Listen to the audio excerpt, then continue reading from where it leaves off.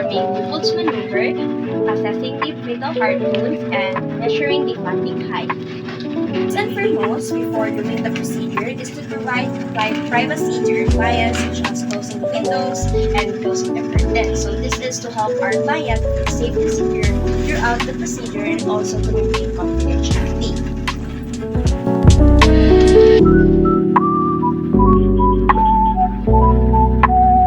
So after providing the privacy to the client, I'll now proceed introducing myself to the client so that it could help us to better communicate with each other.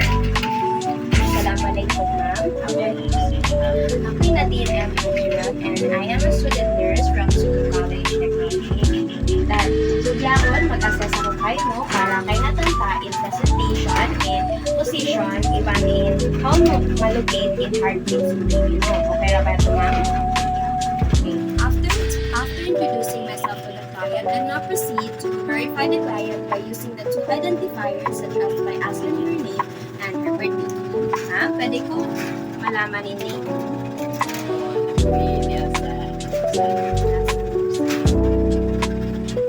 And yung birthday mo? December 1986. Okay. So after verifying the client, I will explain to the client the procedure so that the client will know what to expect and how is the procedure done. It is important so that it will reduce fear and enhances cooperation from your client. So, ma'am, in procedure tabyaon, yung perform ko na pag-assess kay mo is about para kay ngatan in fetal presentation, position, even how no malocate in heartbeats in baby mo. And also, para ma-estimate na to in weights in baby. And in Leopold'S Maneuver, ma'am, is na-out siya for maneuver, which is, it involves na magpalpate kita ka abdomen mo. Okay? And then, after that, after explaining the procedure to the client is, I'll be asking the client to empty the bladder. So, this is also one of important in the procedure to promote comfort and also to avoid distended bladder as it can obscure the fetal contour, which can lead to inaccuracy of the measurement of the funding height. Okay, ma'am? If kawaya ko manghi, pwede ka manghi na ito kasi. Kawaya ko manghi, ma'am? Now, before performing the procedure, it is important for us to do hand washing because this could prevent cross-contamination of any microorganism between the client and the nurse.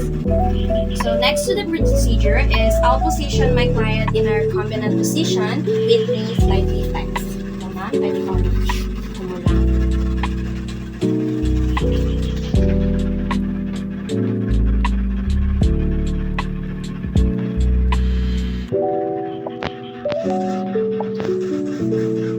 After that is to drape and expose the abdomen part of the client at the level of the sigmoid process down to the symphysis pubis.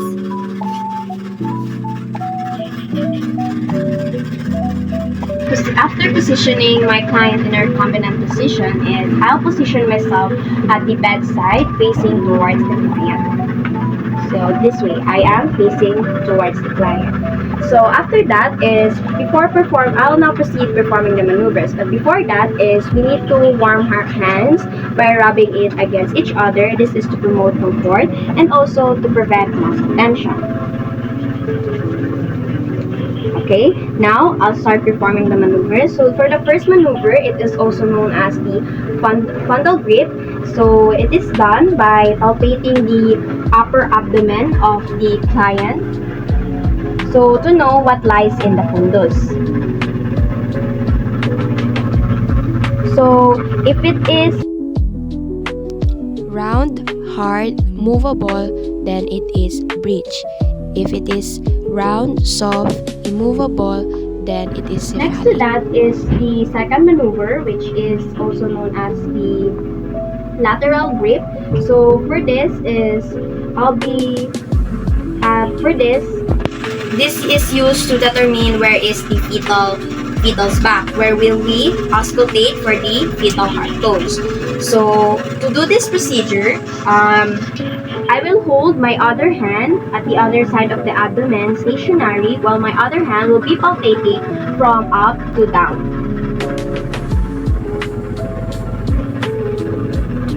And it is also done the same thing with my other hand holding the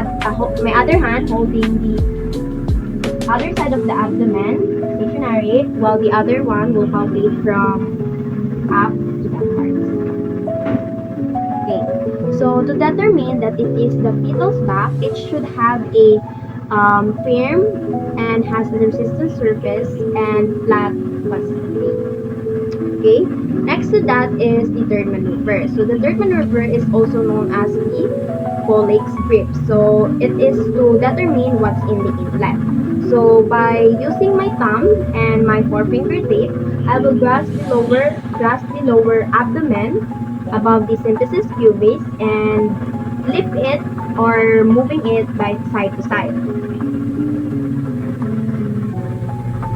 So if it is movable, then it is not engaged. If it is not movable, then it is engaged.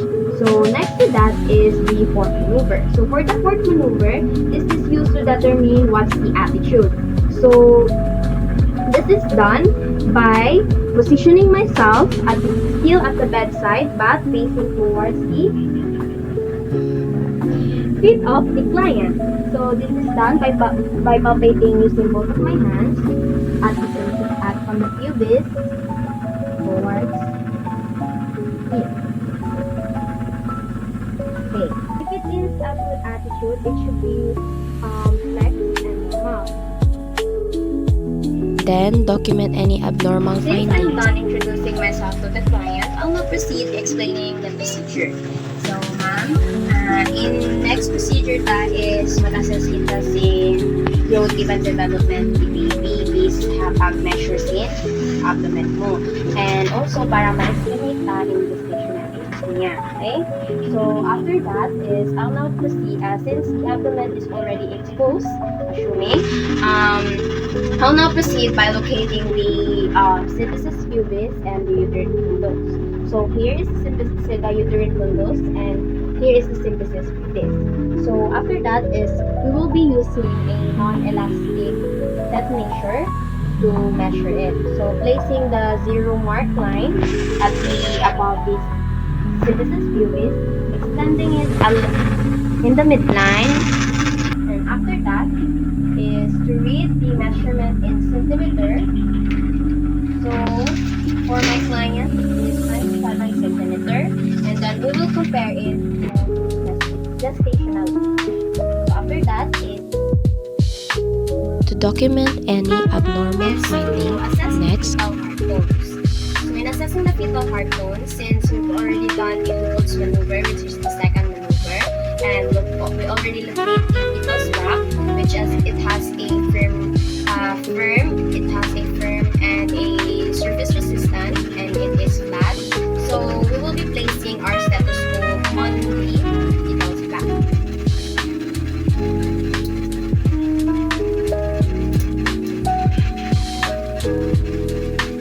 So it's important for us to rub the stethoscope before placing it on the bare abdomen. So after that, we will count for 1 full beat.